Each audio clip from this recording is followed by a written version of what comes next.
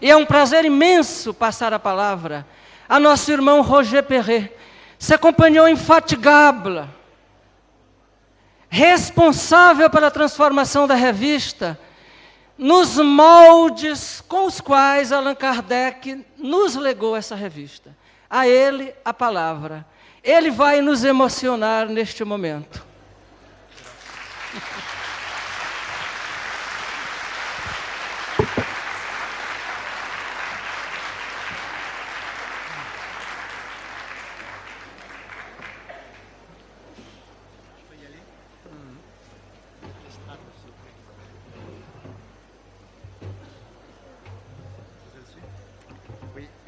Passer la revue Spirit après l'écran. Saludos a todos, amigos de todo el mundo entero que estáis aquí. Paz en todos vuestros corazones. Yo, el francés pequeñito, voy a hablar de lo que hizo nuestro maestro, ilustre maestro, cuando publicó por la primera vez la revista Espírita, que está en este momento traducida en 4 lenguas: francés, español, portugués, inglés y más lejos en otras lenguas también el esperanto. ¿C'est bon? ¿C'est bon? El bicho este no quiere andar.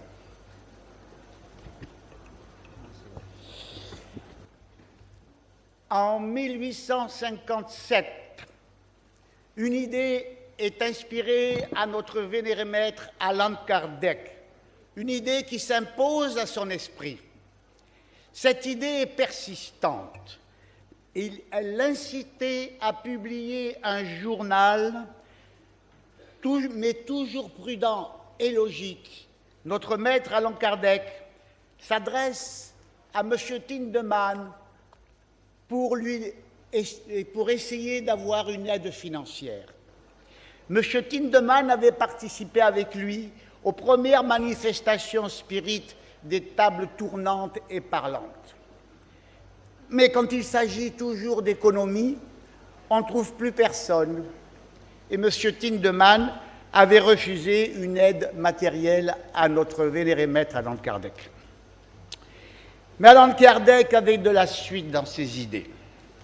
Néanmoins, il savait que la création d'une revue spirite était une bonne idée.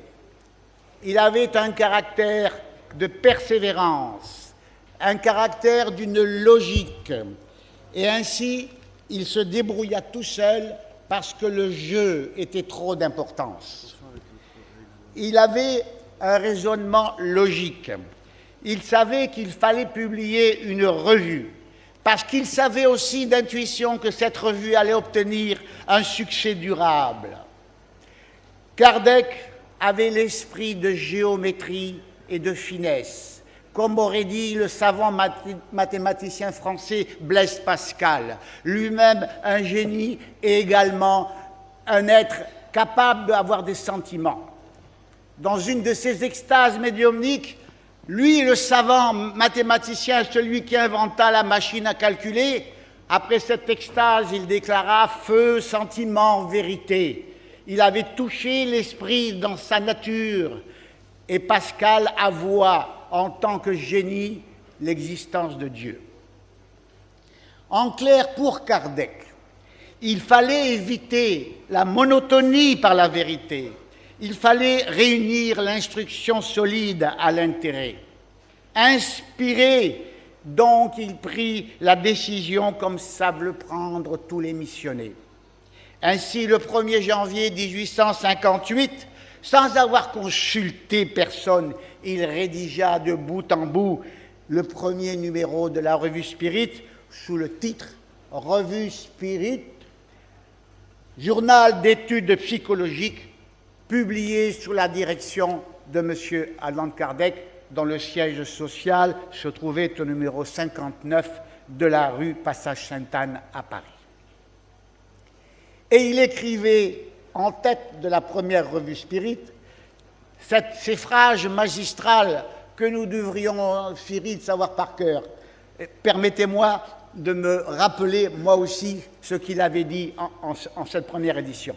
Tout effet intelligent a une cause intelligente. Et en raison de la grandeur de l'effet, cette définition ne pouvait pas être aussi précise qu'une équation bien posée. En outre, Kardec avait été mis en garde contre les ennemis de la vérité par l'esprit familier qui l'accompagnait, l'esprit Zéphyr. Cet esprit lui dit: tu auras des envieux et des jaloux qui chercheront à te dénigrer et à te contrecarrer. Ne te décourage pas, ne t'inquiète pas de tout ce qu'on fera et dira de toi. Poursuis ton œuvre, travaille toujours au progrès de l'humanité et tu seras soutenu par les bons esprits, tant que tu persévéreras dans la bonne voie. Dans les œuvres posthumes, d'ailleurs, il nota ceci. À partir du 1er janvier 1858, les numéros se succédèrent, sans interruption, et comme l'avait prévu l'esprit Zéphyr, ce journal devint pour lui un puissant auxiliaire, sans avoir eu des auxiliaires au plan humain, qui auraient pu lui imposer leur façon de voir et entraver la marche qu'il avait prévue pour la diffusion de la doctrine Spirit à travers la Revue Spirit. Si nous observons bien le déroulement de cette histoire, n'y a-t-il pas une réflexion que l'on pourrait se faire d'emblée, à savoir que la divine providence est partout et pour tous. En l'occurrence, elle ne pouvait laisser un vide dans la mission de notre illustre frère et ami Allan Kardec. Précisément d'ailleurs dans le numéro 1 de la Revue Spirit, on pouvait lire ceci, et l'on peut toujours le lire.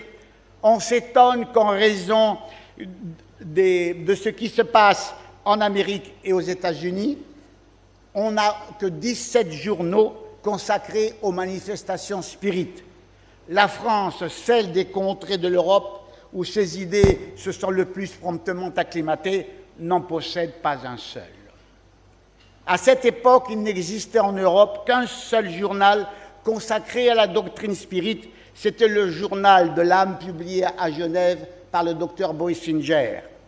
En Amérique, aux États-Unis, plus précisément, un seul journal français était édité, c'était le Spiritualisme de la Nouvelle-Orléans, publié par Barthès.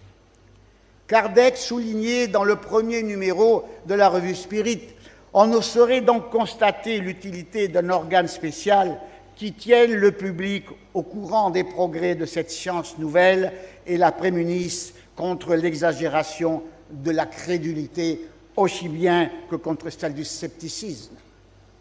Il ajoutait c'est cette lacune que nous nous proposons de remplir par la seule publication de cette revue, dans le but d'offrir une communication à tous ceux qui s'intéressent à ces questions et de rattacher par un lien commun ceux qui comprennent la doctrine spirite sous le double aspect du point de vue moral, la pratique de tout le monde. Dès l'abord, Kardec mettait en exergue une observation judicieuse autant que clairvoyante et précise.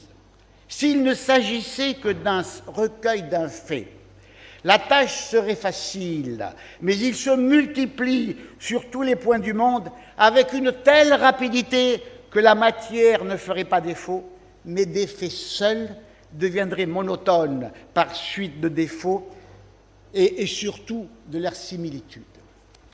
Ce qu'il faut à l'homme, nous dit Kardec, à l'homme qui réfléchit, c'est quelque chose qui parle à son intelligence.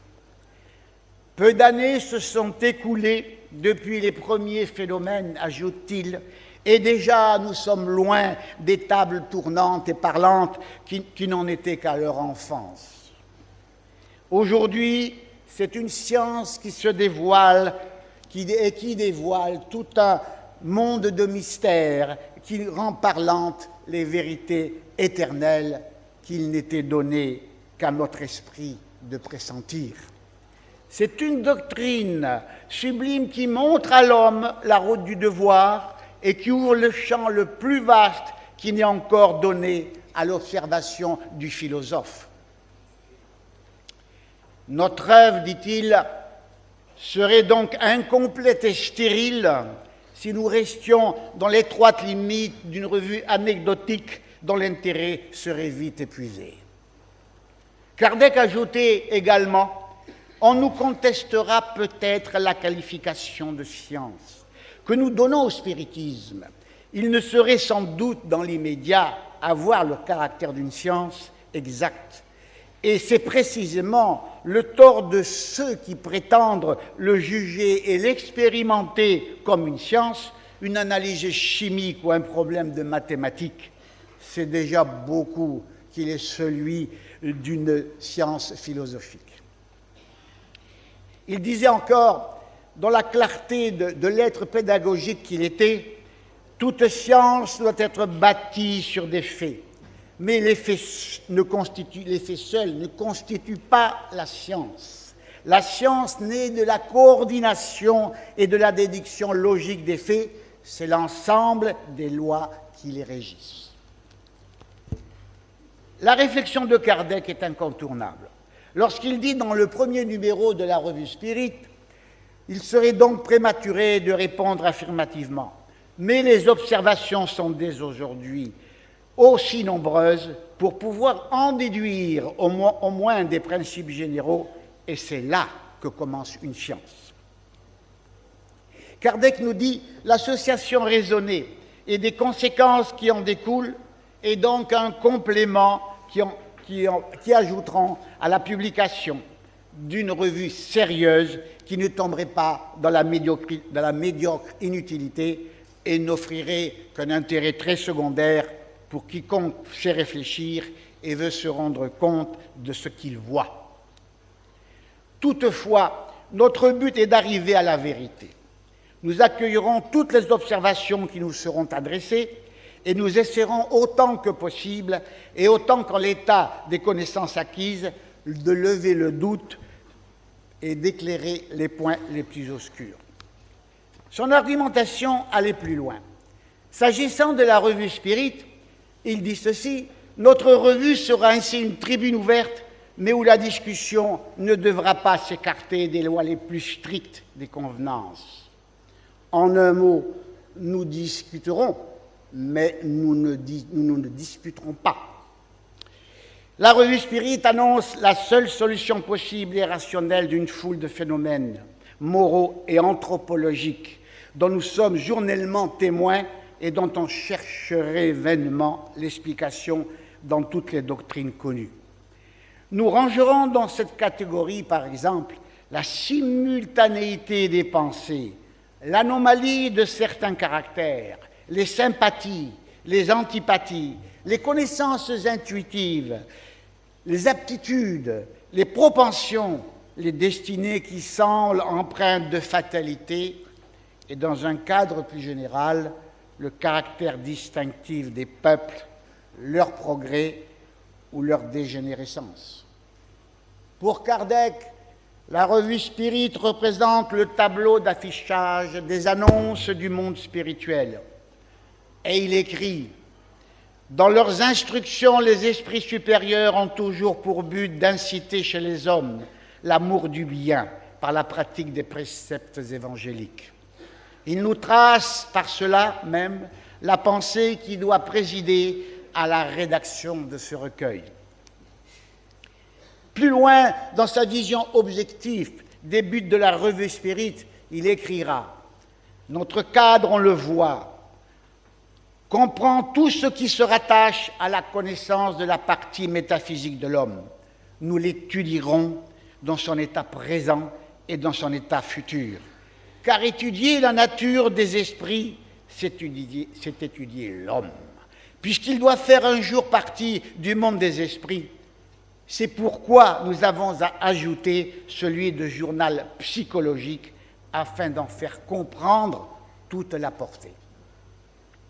Rappelons que la psychologie vient du mot grec psyché, qui veut dire âme, et logos, science ou étude scientifique des faits psychiques.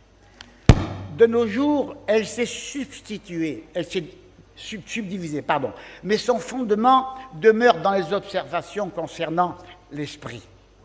Kardec abordait d'emblée une observation magistrale qu'il faut rappeler aimablement à nos contempteurs de tout poil, qui éludent les bases fondamentales du spiritisme, qui au demeurant est un néologisme, c'est-à-dire un mot inventé par Kardec pour justement le différencier du mot spiritualisme. L'esprit, dit-il, formé à l'école du travail, en sort plus fort et plus apte aux grandes choses. Aux défaillants, il dit courage, et comme espoir suprême, il laisse entrevoir même aux plus ingrats un point d'arrivée. Salutaire, chemin jalonné par les réincarnations. Riez donc de vaines déclarations, laissez parler les dissidents, criaillez ceux qui ne peuvent se consoler de ne pas être les premiers. Tout ce petit bruit n'empêchera pas le spiritisme de faire invariablement son chemin. Il est une vérité qui, comme un fleuve, doit suivre son cours. Kardec traça une ligne droite, comme une ligne à suivre pour conduire le spiritisme au futur temple d'une humanité à élaborer. La revue Spirit allait devenir la suite à donner à son immense labeur. Des hommes comme Gabriel Delanne, Léon Denis, Pierre Gaëtan Lesmarie, Jean Meyer, Henri Regnault et Ernest Bolzano, pour ne citer que ceux-là, allaient prendre le relais. D'éminents collaborateurs participèrent ensuite à la publication à un plus haut niveau de la revue Spirit. Mais voilà que les mauvais jours arrivèrent.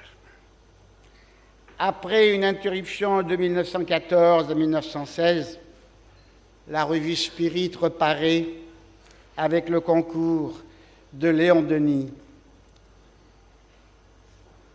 Beaucoup d'erreurs s'introduisirent entre-temps dans la revue Spirit. On s'éloigna de la ligne tracée par Kardec. L'Union Spirit française, fondée en 1883 par Gabriel Delanne, avec l'aide de la bienheureuse Amélie Boudet, son épouse, que Gabriel Delanne appelait la femme de l'Évangile. Cette revue disparaît au profit d'une association non spirit et en 1977 disparaît également la revue Spirit.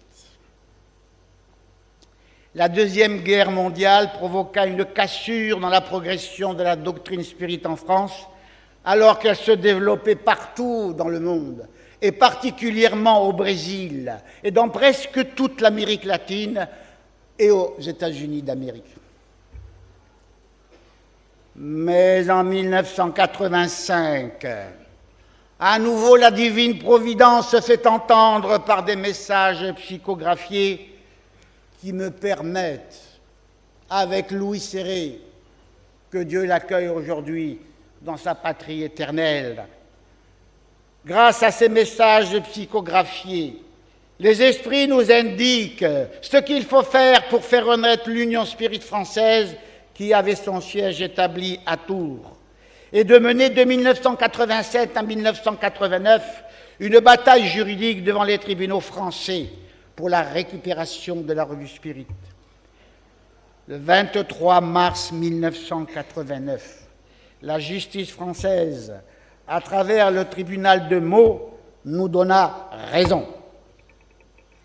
Tout nous fut donné, dis-je, dans cette affaire par l'intervention du monde spirituel, qui nous indiqua les failles qui se trouvaient dans le domaine administratif et que nous ne connaissions pas, mais que les esprits nous révélèrent. Il aura donc fallu, pour nous, spirites français, 12 années pour faire revivre le spiritisme en France. En effet, le 11 mai 1989, le titre « La revue Spirit » est enregistré à l'Institut national de la propriété industrielle au nom de l'Union Spirit française et francophone.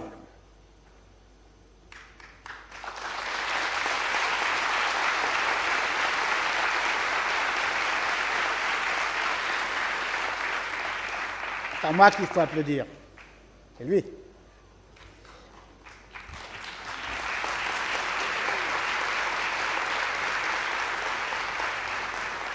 Merci pour lui. Enfin, vous pouvez le constater. À l'image du sphinx qui renaît de ses cendres, la revue Spirit paraît à nouveau sous son numéro historique du 4 trimestre 1989, numéro 1 de sa 132e année. Ce jour-là, le cœur des spirites français éclata de joie.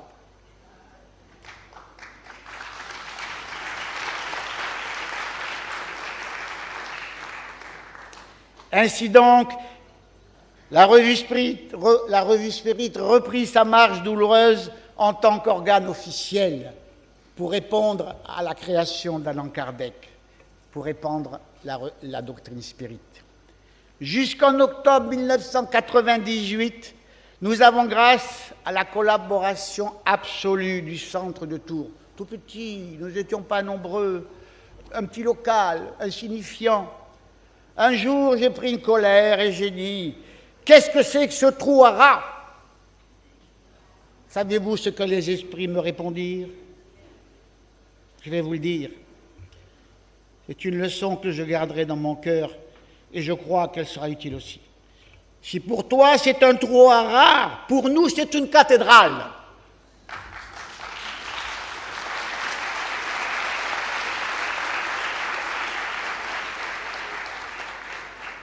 L'histoire ne s'arrête pas là, permettez-moi de vous la conter. Le centre de Tours, nous n'étions pas imprimeurs. Nous nous sommes transformés en imprimeurs d'occasion, à telle enseigne que nous avions beaucoup plus d'encre sur notre bout du nez que sur le papier. Ainsi, Christiane, la traduction est bonne, oui. Ainsi, Christiane, Gérard, Jean-Claude et ma modeste personne, nous avons fait rééditer la revue Spirit. Ah, certes, elle n'était pas aussi belle qu'aujourd'hui, mais au moins, elle existait. Prix de court. Dieu sait si nous avons entendu des critiques sur cette parution.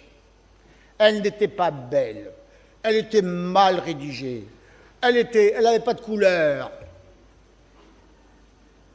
C'était mal nous connaître. Contre vents et marées, la revue Spirit était toujours éditée. Elle venait de renaître et elle allait connaître aussi ses moments de gloire. Était conjointement avec l'Union Spirit française en même de doter le Conseil Spirit international d'une structure répondant aux besoins de ses activités opérationnelles, de par ses propres ressources humaines et économiques.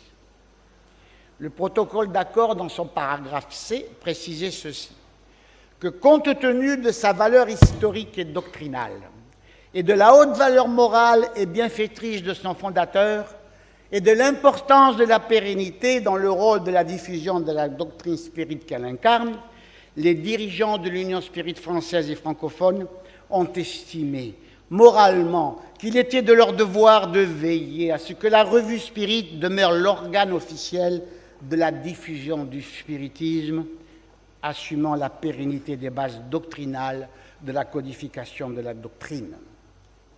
Au paragraphe E, article 4, il est précisé que sous la responsabilité du SEI, la revue Spirit sera éditée dans le temps propice en plusieurs langues afin qu'elle puisse divulguer la doctrine Spirit sur tous les continents. Ce qui est fait aujourd'hui. À l'époque, nous avions dit, elle commencera par être éditée après le français, en espagnol, en portugais et en anglais, et par la suite en d'autres idiomes. C'est fait.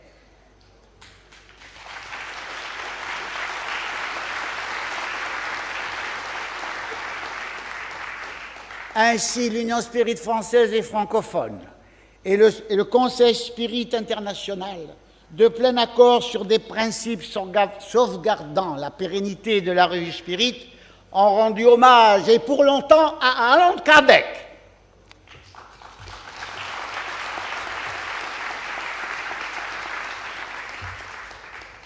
Aujourd'hui, nous sommes dans la joie, nous, Spirit français, dans ce congrès, de voir tous les spirites pratiquement représentés de la planète.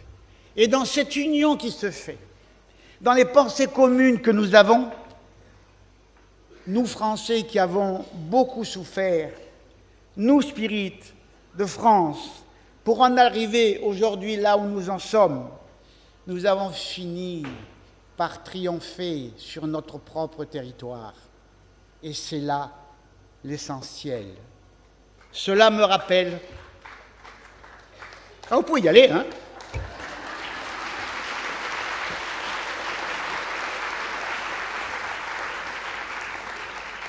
Cela me rappelle ce que disait un personnage qui me tient beaucoup à cœur. C'était Thérèse d'Avila. Dans son livre « Te perdono », je te pardonne, elle s'adresse aux spirites et elle dit en espagnol « Sufriréis, pero vaincréis ». Vous souffrirez, mais vous vaincrez. Que les bons esprits et Kardec en soient loués et remerciés. Allan Kardec nous a donné de suivre ceux qui aiment la diffusion des lumières et qui peuvent efficacement seconder le mouvement actuel des transformations humaines. Il nous faut donc, et je m'adresse particulièrement aux spirites de France, le vouloir avec énergie et esprit de suite, non dans le désordre, mais avec une coordination librement consentie, afin que notre pays soit plus ouvert au fondement du spiritisme, mal compris ou galvaudé. C'est par l'exemple que nous nous ferons comprendre et respecter. Les inconvéniences de langage à notre égard n'ont jamais été de bonnes raisons aux yeux des gens sensés. C'est l'arme de ceux qui n'en ont pas de meilleure, et cette arme, finalement, se retourne contre eux. Face à notre problème en France, au souci de l'heure, j'en appelle donc à tous mes frères nés en France et spirites de mieux se comprendre, de mieux se rassembler, d'avoir, dans un esprit de confraternité, donné plus d'intérêt à l'avènement du retour du spiritisme dans notre territoire et de la renaissance de la revue Spirit, par la valeur de nos documentations et par la plume de ceux qui n'ont pas encore donné le meilleur d'eux-mêmes. Pour ce faire, nous devons faire encore beaucoup d'efforts. Ils doivent être constants de la part de chacun et de tous. Tirons donc plus loin. C'est par la compréhension et la bonne coopération que nous servirons le spiritisme dans notre hexagone et assurément sa diffusion et le succès que nous devons attendre de par nos propres efforts. Kardec disait souvent, ce sont des choses qui sont en elles-mêmes tellement simples qu'on s'étonne d'avoir à les dire, et pourtant, il faut les dire pour stimuler nos énergies. Spirit français, nous avons encore des séquelles de ce vieux virus gaulois. Nous avons ce qu'on appelle encore en termes classiques de l'individualisme. C'est en mieux nous concertant volontairement que nous ferons fleurir plus efficacement dans notre hexagone ce que Dieu nous a donné. Ah, nous n'avons pas de pétrole, mais il nous a donné des idées. Ce qui ne veut pas dire que les gens qui ont le pétrole ont des idées, mais ce sont toujours les mêmes.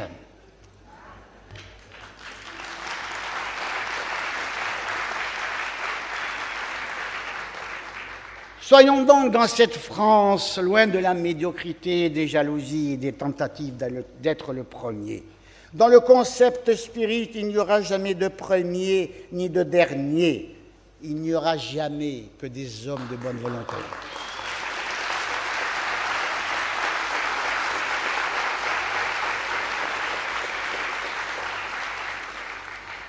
Quelquefois dans mes réflexions, je me dis que nous causons beaucoup d'ennuis au Père éternel.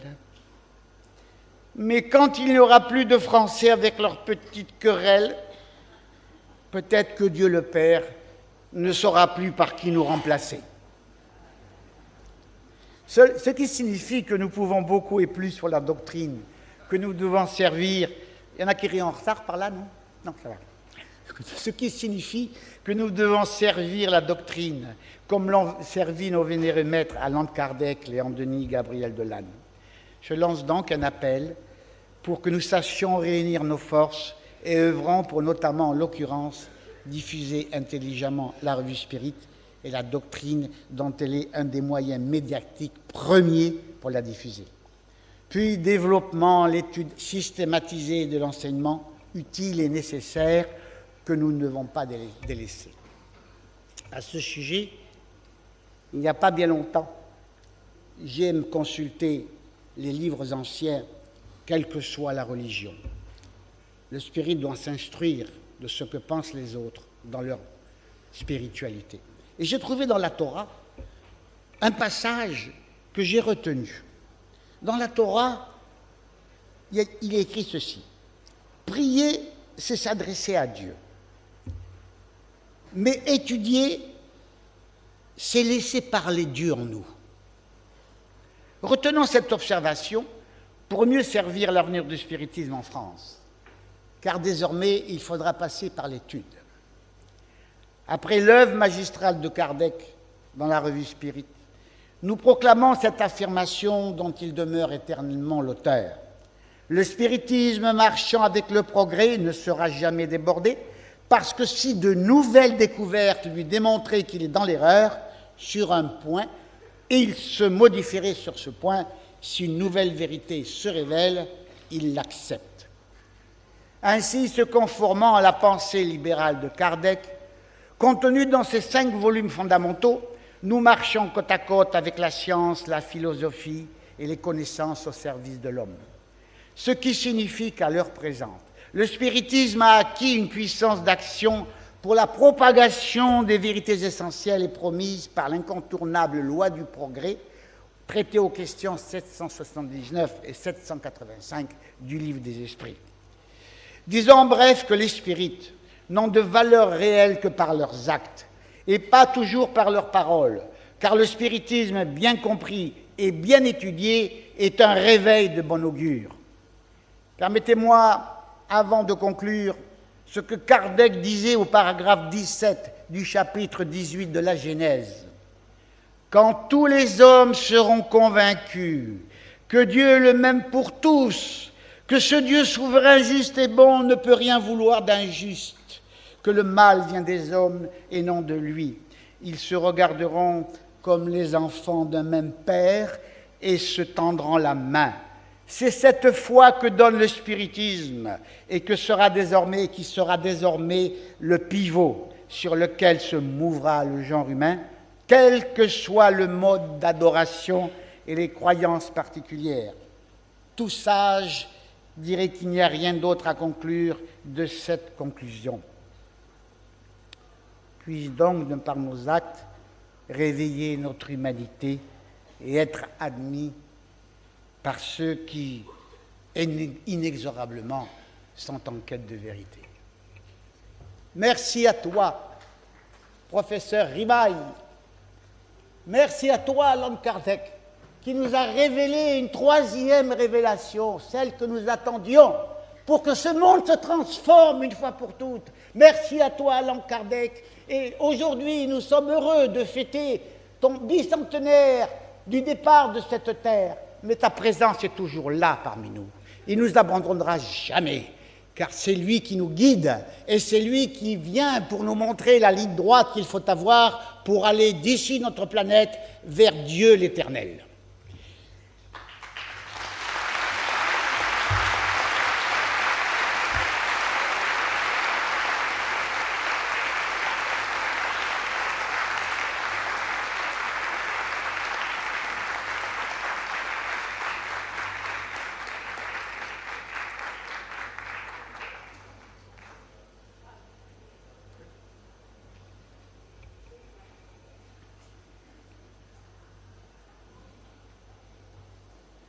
Pendant que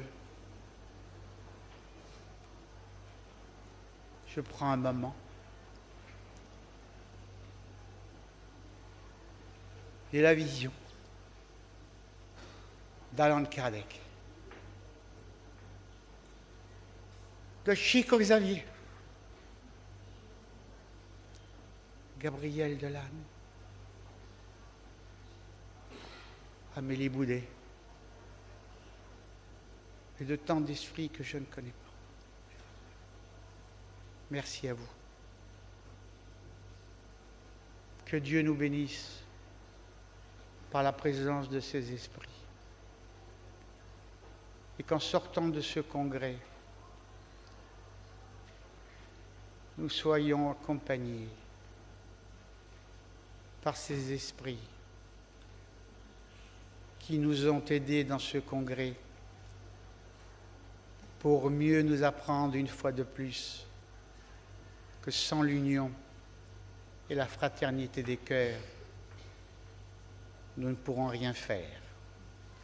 Sans le nom sacré de Jésus en nos cœurs, nous ne pourrons rien faire. Il est un continent immense où même Cousteau n'a pas pu y aller. C'est le cœur de l'homme, dans lequel est la présence divine. Et sans cette présence divine, il n'y a aucun moyen de progresser. Merci.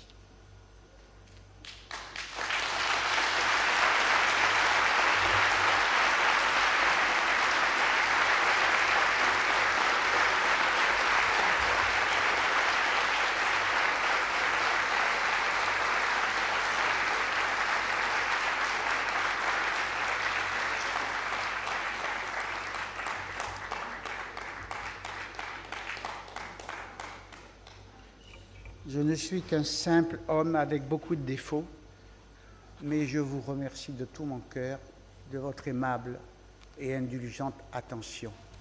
De tout mon cœur, je vous dis à bientôt.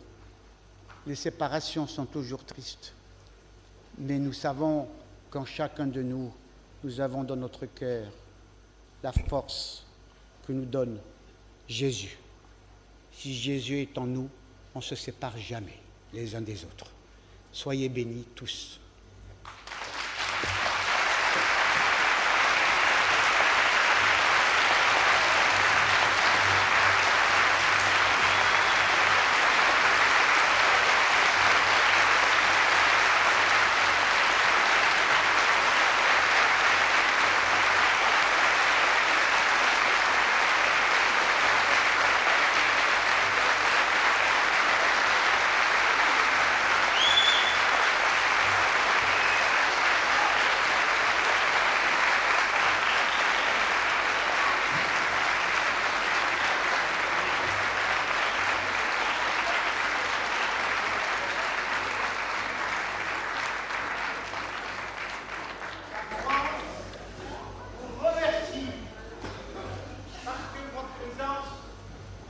Vous donne une force incommensurable. L'amour